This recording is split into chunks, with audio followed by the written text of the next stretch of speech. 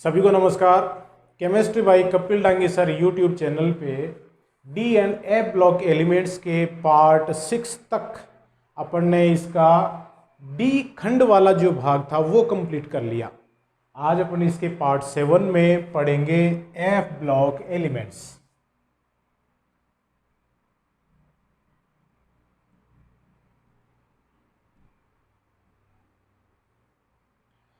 किन तत्वों को एफ खंड के तत्व अपन बोलेंगे? वे तत्व जिनमें आने वाला इलेक्ट्रॉन या अंतिम इलेक्ट्रॉन एफ कक्षकों में भरा जाता है, उन्हें एफ खंड के तत्व कहते हैं। तो देखिए किसे बोलेंगे अपन? वे तत्व जिनमें आने वाला इलेक्ट्रॉन या अंतिम इलेक्ट्रॉन एफ कक्षक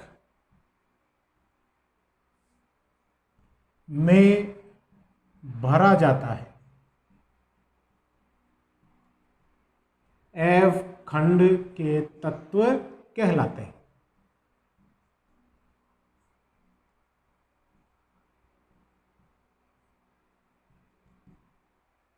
एफ खंड में भरे जाने के कारण इन तत्वों को एफ खंड में शामिल किया गया है। वो अपन ने पहले भी देखा, अंतिम इलेक्ट्रॉन अगर एस कक्षकों में जाता है तो उसको एस खंड में शामिल करते हैं। अंतिम इलेक्ट्रॉन पी में जाएगा तो पी खंड, और डी में जाएगा तो डी खंड के तत्व। और अंतिम इलेक्ट्रॉन अगर एफ कक्षकों में जाता है तो उन्हें अपन एफ खंड के तत्व कहते हैं। शुरू में इनको दुर्लभ मृदा तत्व या दुर्लभ मृदा धातु भी कहा गया था। प्रारंभ में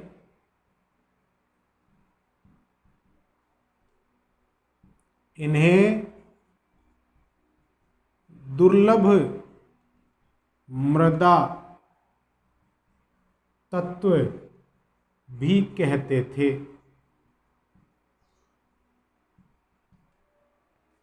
देखिए अंडरलाइन कर दूं इस नाम को। रेयर अर्थ एलिमेंट अपन जिसको कहते हैं, कि प्रारंभ में इसको रेयर अर्थ एलिमेंट्स भी कहा जाता था, दुर्लभ मृदा धातु या तत्व भी कहते थे। क्यों कहते थे? कि प्रारंभ में जब इनकी खोज हुई तो ये मिट्टी में पाए गए थे, मृदा मतलब मिट्टी में पाए गए थे, और इनकी मात्रा काफ़ी कम थी, बड़े दुर्लभतम तत्व थे, दुर्लभ तरीके से ये पाए जाते थे, बहुत कम मात्रा में पाए जाते थे, इसलिए इनको दुर्लभ मृदा तत्व भी कहते थे। लेकिन वर्तमान समय में बहुत सी जगह ऐसी खोज ली गई हैं जहां पर ये एफ खंड के तत्व प्रचुर मात्रा में पाए जाते हैं, अबंडेंट क्वांटिटी में पाए जाते हैं। तो अब इनको दुर्लभ मृदा तत्व नहीं कहते हैं। इनका जो सामान्य इलेक्ट्रॉनिक विन्यास है, सामान्य इलेक्ट्रॉनिक विन्यास, वो देखिए क्या होता है। बहुत ही इंपॉर्टेंट चीज है ये सामान्य इलेक्ट्रॉनिक विन्यास। इसी से अपन आगे इन खंड के तत्वों के लिए इलेक्ट्रॉनिक विन्यास लिखेंगे। तो देखिएगा n-2 F1 to 14 n-1 D 0 से 1 ns2, ये इन तत्वों का सामान्य इलेक्ट्रॉनिक विन्यास है। देखिएगा इलेक्ट्रॉन कहाँ भरे जाते हैं? n-2 F कक्षकों में इलेक्ट्रॉन भरे जाते हैं। जैसे जैसे अपन श्रेणी में बाएं से दाएं जाएंगे तो चूंकि 7 कक्षक हैं, उनमें 14 इलेक्ट्रॉन भरे जाएंगे, तो उनका विन्यास 1 से लेके 14 तक हो जाएगा। इसलिए देखिए F खंड में जो श्रेणियां हैं उसमें कितने तत्व हैं? 14 तत्व हैं। 14 तत्व क्यों हैं? क्योंकि F कक्षकों में अधिकतम इलेक्ट्रॉनों की संख्या कितनी हो सकती है? 14 हो सकती है। अब देखिएगा ये जो n है ये किसी भी परमाणु का अंतिम कोश है। n-1 मतलब अंतिम में से एक अंदर वाला, और n-2 का मतलब अंतिम में से 2 अंदर। जैसे मैं यहां पे बना दूं 1 2 3 4 5 और ये मैंने ये कोस बना दिए, ठीक है। तो ये क्या है n, ये n-1, ये हो गया n-2, ये n-3, इस तरह से ये कोश हो गए। n का मतलब अंतिम कोश। f खंड के तत्वों में इलेक्ट्रॉन कहाँ भरे जा रहे हैं? n-2 में भरे जा रहे हैं, और वो भी f कक्षकों में भरे जा रहे हैं। अब देखिए, अपन ने जब d खंड पढ़ा तो उसमें अपन ने देखा कि d खंड के तत्वों का सामान्य इलेक्ट्रॉनिक विन्यास होता है n-1d 1 to 10, मतलब वहां पर अंतिम इलेक्ट्रॉन किस में आ रहे थे? उपांत्य कोश में, पेनल्टीमेट कोश में, मतलब n-1 कोश के d कक्षकों में आ रहे थे। तो ये जो कोश है इसके लिए मैं लिख दूं, इसमें अगर इलेक्ट्रॉन भरे जाते हैं d कक्षकों में तो ये किन के लिए है? संक्रमण तत्वों के लिए है, ट्रांजिशन एलिमेंट्स के लिए है। संक्रमण, तो संक्रमण तत्वों में इलेक्ट्रॉन कहाँ भरे जाते हैं? n-1 कोश में भरे जाते हैं। अब f खंड के तत्वों में इलेक्ट्रॉन कहाँ भरे जाते हैं? n-2 कोश में भरे जाते हैं, जो कि संक्रमण तत्वों के इलेक्ट्रॉन भरे जाने वाले कोश से एक अंदर वाला कोश है, इसलिए इन तत्वों को अंतः संक्रमण तत्व भी कहते हैं, या मैं लिख दूं इनर ट्रांजिशन एलिमेंट्स भी इनको कहते हैं। और संक्रमण तत्व का मतलब ट्रांजिशन एलिमेंट्स होता ही है, ये आपको पता है, ट्रांजिशन एलिमेंट्स। तो जो F खंड के तत्व हैं उनको अंतः संक्रमण तत्व या इनर ट्रांजिशन एलिमेंट्स भी कहते हैं।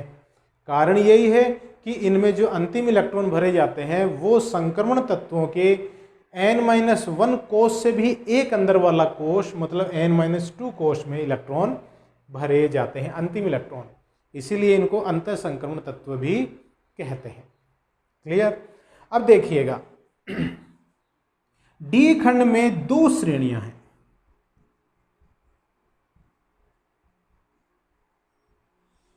दो श्रेणियों को डी खंड में शामिल किया गया है। एक श्रेणी है लेंथेनाइड या लेंथेनोन सीरीज। लेंथेनाइड श्रेणी या लेंथेनोन श्रेणी भी इसको कहते हैं। इसका एक नाम और है जो अपन जब इसका इलेक्ट्रॉनिक विन्यास पढ़ेंगे तो अपन देखेंगे कि इनमें जो अंतिम इलेक्ट्रॉन भरे जाते हैं वो 4f कक्षकों में भरे जाते हैं, इसलिए इन्हें 4f सीरीज एलिमेंट्स भी कहते हैं। तो पहली श्रेणी लेंथेनाइड श्रेणी या लेंथेनोन श्रेणी या 4f श्रेणी होती है। ये श्रेणी कहां से कहां तक है देखिएगा। लेंथेनम का परमाणु क्रमांक होता है 57, जो कि एक डी खंड का तत्व है। तीसरे समूह में और छठे आवर्त में इसको रखा गया है। समूह संख्या 3 आवर्त संख्या 6 में लेंथेनम तत्व पाया जाता है। इसके बाद लेंथेनम के बाद वाले 14 एलिमेंट्स, 14 तत्वों को अपन लेंथेनाइड या लेंथेनोन या 4f श्रेणी कहते हैं। लेंथेनम के बाद आने के कारण ही इन्हें लेंथेनाइड या लेंथेनोन तत्व कहते हैं। कौन कौन से तत्व हैं? सीरियम 58 से ल्यूटेशियम 71 तक। तो ये श्रेणी आपको ध्यान रहनी चाहिए, बहुत बार बोर्ड एग्जाम में भी ये पूछी गई है। सीरियम से 71 तक के तत्वों को लेंथेनाइड श्रेणी के रूप में अपन जानते हैं, पहचानते हैं, क्योंकि लेंथेनम के बाद आने वाले ये 14 तत्व हैं। दूसरी श्रेणी है एक्टिनाइड श्रेणी। एक्टिनाइड श्रेणी क्यों कहते हैं? क्योंकि वह श्रेणी एक्टिनियम के बाद आती है।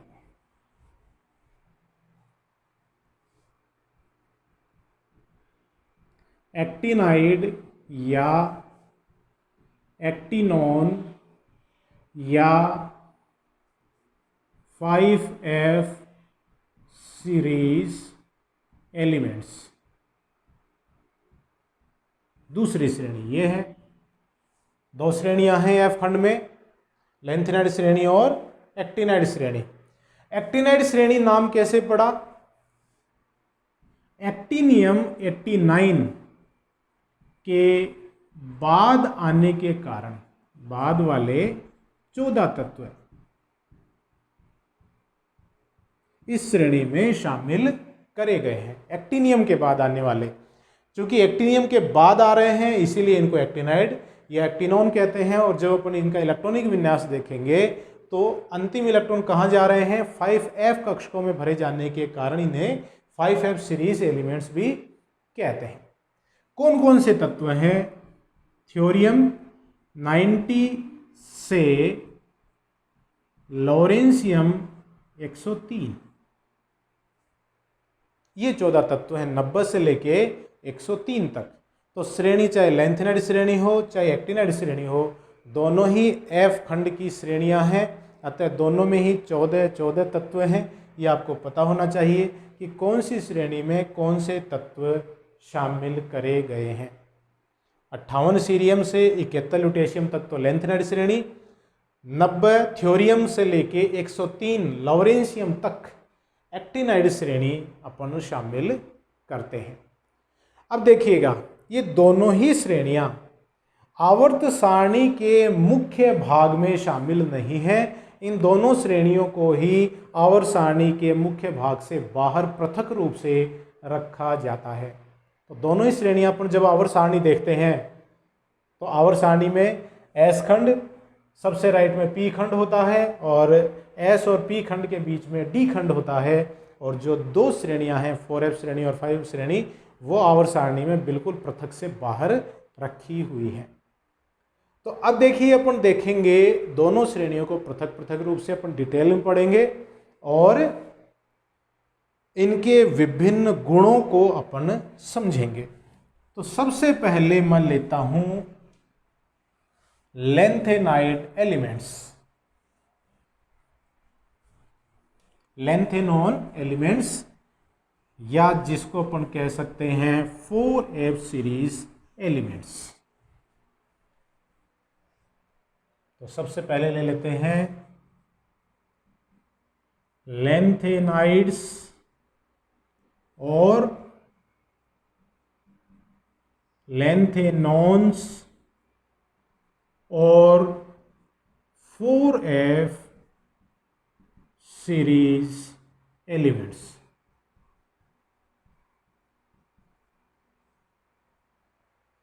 अब देखिए, अपन ने अभी थोड़ी देर पहले देखा कि एफ खंड के तत्वों को अपन इनर ट्रांजिशन एलिमेंट्स भी कहते हैं, अंतः संक्रमण तत्व भी कहते हैं, क्योंकि इनमें अंतिम इलेक्ट्रॉन कहाँ भरे जा रहे हैं? N-2 कोश में भरे जा रहे हैं। अब इन दो श्रेणियों में लेंथेनाइड श्रेणी फर्स्ट इनर ट्रांजिशन एलिमेंट और जो एक्टिनाइड श्रेणी है वो सेकंड इनर ट्रांजिशन एलिमेंट कहलाती है। तो इसका एक नाम और हो गया प्रथम अंतः संक्रमण तत्व हैं ये, जिनको अगर इंग्लिश में लिखना चाहूं तो फर्स्ट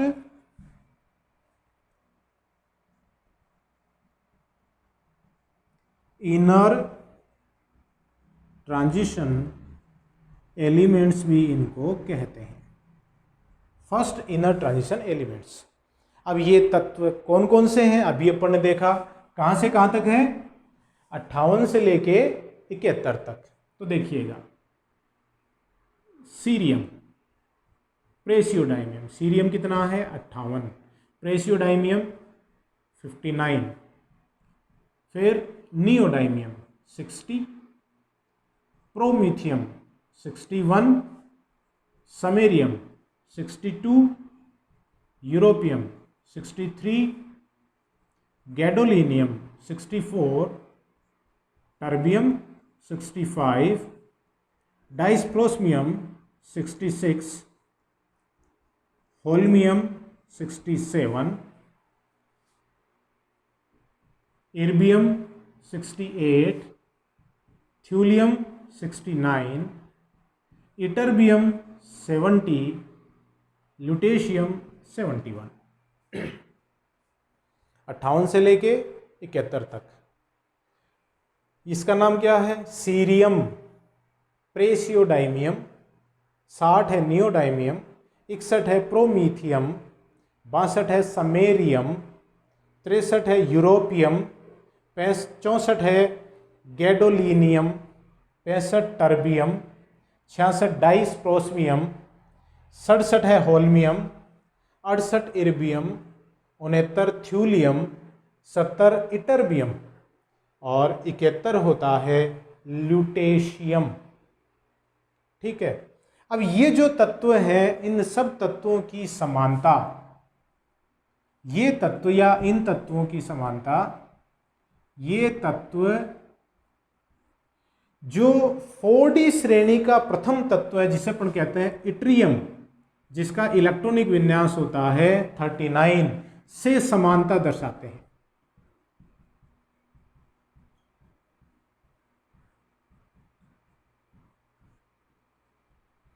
कई बार यह भी पूछा जाता है कि लेंथेनाइड तत्व हैं वो डी खंड के कौन से तत्वों से समानता दर्शाते हैं। तो तत्व कौन सा है? इट्रियम। वाई तो होता है इट्रियम और वाई भी होता है इटरबियम। तो इट्रियम से समानता दर्शाते हैं। क्या समानता दर्शाते हैं? एक, त्रिज्या में समानता। इट्रियम की और लेंथेनाइड तत्वों की त्रिज्याएं हैं वो लगभग समान होती हैं। दूसरी, जो इट्रियम होता है वो लेंथेनाइड तत्वों के साथ खनिजों में पाया जाता है, मतलब इसके रासायनिक गुणों की भी समानता इसके साथ हो जाती है।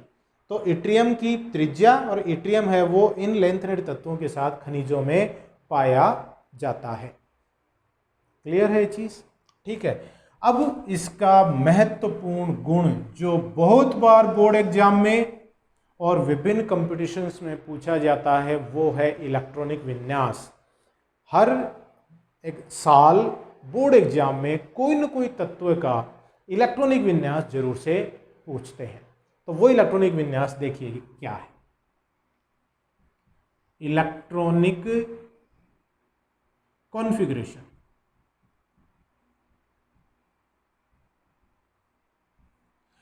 तो इलेक्ट्रॉनिक कॉन्फ़िगरेशन देखिए क्या है इसका। n-2 जो है वो क्या हो गया यहाँ पे 4f, 1 to 14, 5d 0 से 1 और 6s2।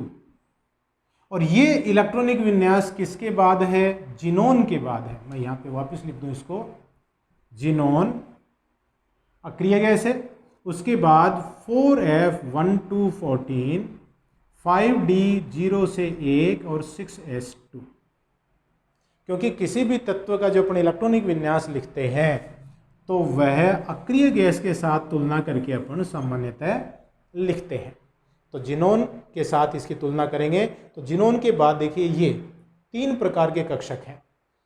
अब इन 3 प्रकार के कक्षकों में देखिए 4f, 5d और 6s। वैसे तो संयोजिको 6s है, लेकिन तीनों में ऊर्जा अंतराल कम होने के कारण तीनों प्रकार के कक्षकों को संयुक्त रूप से ही अपन संयोजी कोश कह देते हैं। संयोजी कोश है इसका ये। ठीक है। अब संयोजी कोश से पहले देखिए जो 3 कोश हैं, कोश 1, 2 और 3 कोश हैं वो पूर्ण पूरित होते हैं और बाकी चौथा, 5वां और 6ठा ये जो 3 कोश हैं ये आंशिक रूप से पूरित हैं। तो लेंथेनाइड तत्वों में प्रथम 3 कोश, नाभिक के बाद आने वाले प्रथम 3 कोश पूर्ण पूरित हैं और फिर कोश 4, 5 और 6 हैं वो आंशिक रूप से पूरित हैं, मतलब उनमें इलेक्ट्रॉन भरे जाते हैं। जो चौथा कोश है ये वाला, इसमें देखिए 4s2 है, 4p 6 है, 4d 10 है। मतलब इस 4f में इलेक्ट्रॉन भरे जाने से पहले ये कोश, ये कक्षक तो पूरे तरह से भरे हुए हैं। तो कितने इलेक्ट्रॉन हो गए? 2, 6, 8 और 10, 18। मतलब इस चौथे कोश में 18 इलेक्ट्रॉन तो पहले से ही है और जैसे जैसे अपन लेंथेनाइड श्रेणी में बाएं से दाएं जाते हैं तो 14 इलेक्ट्रॉन और भर जाते हैं ल्यूटेशियम तक। तो इलेक्ट्रॉनों की संख्या हो जाती है 32। तो लेंथेनाइड श्रेणी के अंत तक इसके चौथे कोश में इलेक्ट्रॉनों की संख्या 32 हो जाती है। क्लियर है ये चीज? ठीक है, अब देखिए अपन एक एक करके इनके इलेक्ट्रॉनिक विन्यास देखते हैं। जो सीरियम है उससे पहले क्या आता है? लेंथेनम आता है। मैं इधर लिख दूं लेंथेनम, जिसको La के द्वारा दर्शाया जाता है और उसका परमाणु क्रमांक है 57। उसका इलेक्ट्रॉनिक विन्यास क्या है? 4f0 5d1 6s2। ये लेंथेनम 57 का इलेक्ट्रॉनिक विन्यास है। अब इसको देख के यूं लग रहा है कि इस 57 के बाद जब किसी तत्व में 58 इलेक्ट्रॉन हो जाएंगे तो अगला इलेक्ट्रॉन 5d में जाना चाहिए, लेकिन ऐसा नहीं होता है। जैसे ही 5d में एक इलेक्ट्रॉन प्रवेश करता है 4f कक्षक की ऊर्जा 5d से कम हो जाती है, तो 58वां इलेक्ट्रॉन किधर जाएगा? 4f में प्रवेश करेगा। तो लेंथेनम जो तत्व है उसका इलेक्ट्रॉनिक विन्यास तो ये है। अब देखिए सीरियम 58 में अगला इलेक्ट्रॉन कहाँ जाएगा? 4f में जाएगा। वैसे 4f 5d और 6s में ज़्यादा ऊर्जा अंतराल नहीं है, तीनों ही संयोजी कोश की तरह काम करते हैं। तो देखिए अगला इलेक्ट्रॉन कहाँ गया? 4f1 5d1 6s2, 5d1 6s2 और 4f में 1 हो गया। ठीक है, फिर देखिए 4f3 5d0 6s2। मैंने भी कहा कि 5d में एक इलेक्ट्रॉन जानने पर क्या होता है? 4f की ऊर्जा कम हो जाती है, तो उसमें एक इलेक्ट्रॉन प्रवेश कर गया। उसके बाद 4f की ऊर्जा और कम हो जाती है, तो जो 59 में एक इलेक्ट्रॉन और आ जाता है 4f में, तो 4f2 हो गया। लेकिन इसकी ऊर्जा बहुत कम हो जाने के कारण 5d वाला इलेक्ट्रॉन भी इसी में आ गया, तो क्या हो गया? 4f3 6s2 हो गया। आगे देखिएगा 4f4 5d0 6s2। फिर प्रोमीथियम में 4f5 5d0 6s2। समेरियम में 4f6 5d0 6s2। यूरोपियम में 4f7 5d0 6s2। अब गैडोलिनियम में क्या होना चाहिए? 4f8 5d0 6s2 होना चाहिए, लेकिन गैडोलिनियम का क्या होता है? 4f7 5d1 6s2। देखिए यहां पे यूरोपियम में गैडोलिनियम दोनों में ही 4f7 है। कारण क्या है? अपन पहले से भी पढ़ते आए हैं, अर्धपूरित और पूर्ण पूरित कक्षक हैं वो आंशिक रूप से पूरित कक्षकों से ज़्यादा स्थायी होते हैं। तो स्थायित्व बनाए रखने के लिए 63 के बाद जब अपन 64 में जाते हैं तो इलेक्ट्रॉन 5d में प्रवेश कर जाता है। देखिए यहाँ पे 4f7 ही है, ये भी 4f7 है। फिर जैसे ही 64 से 65 गए तो क्या होगा? 4f8 5d1 6s2 होना चाहिए, लेकिन होता क्या है? 4f9 5d0 6s2। 4f की ऊर्जा वापस कम हो जाती है, तो 8 इलेक्ट्रॉन हो गए f में, एक इलेक्ट्रॉन d का भी वापस आ गया, तो 4f9 ये हो जाता है। फिर है 4f10 5d0 6s2। फिर 4f11 5d0 6s2। और फिर होगा 4f12 5d0 6s2। फिर 4f13 5d0 6s2। फिर इटरबियम में 4f14 5d0 6s2। और ल्यूटेशियम में 4f14, क्योंकि भर गया देखो, 5d1 6s2। तो ये इनके इलेक्ट्रॉनिक विन्यास होते हैं। ये गैडोलिनियम, यूरोपियम, ये इलेक्ट्रॉनिक विन्यास दोनों के आपको ध्यान होने चाहिए, क्योंकि यहाँ पर ये अर्धपूरित है। इट्रबियम और ल्यूटेशियम ये पूर्णपूरित है। तो ये दोनों ही प्रकार, दो प्रकार, तो ये दो जगह तो यहाँ पे अर्धपूरित है और इट्रबियम और ल्यूटेशियम में पूर्णपूरित है। तो ये इलेक्ट्रॉनिक विन्यास अतिरिक्त स्थायित्व वाले इलेक्ट्रॉनिक विन्यास होते हैं। तो ये आपको विशेष तौर पर ध्यान होने चाहिए। तो देखिए सिंपल सा फंडा है, इसमें आपको इलेक्ट्रॉन लेंथ एनम का ये इलेक्ट्रॉनिक विन्यास 4f में बढ़ते चले जाना है। सिर्फ एक ही चीज़ ध्यान रखनी है, यहाँ पे 4f2 नहीं है और 4f8 नहीं है। तो 4f2 नहीं है तो सीधा 3 कब होगा, 5d वाला भी आ जाएगा। फिर सीधे क्रम से चलते जाओ, फिर 7 और 7 के बाद 8 नहीं है, 9 हो गया तो 5d वाला इलेक्ट्रॉन वापस आ जाएगा। तो ये चीज़ आपको ध्यान रखनी है। तो इलेक्ट्रॉनिक विन्यास बहुत ही इम्पोर्टेंट है। हर साल बोर्ड एग्जाम में एक क्वेश्चन इनके इलेक्ट्रॉनिक विन्यास में से जरूर से पूछा जाता है। तो इस तरह से आप ये इलेक्ट्रॉनिक विन्यास इसमें आप पढ़ सकते हैं, सीख सकते हैं। तो नेक्स्ट वीडियो में अपन इसके और विशेष गुणों को पढ़ेंगे। तब तक के लिए हाथ धोते रहिए, स्वस्थ रहिए और परिवारजनों को रखिए और मेरे वीडियोस देखते रहिए। बहुत बहुत धन्यवाद।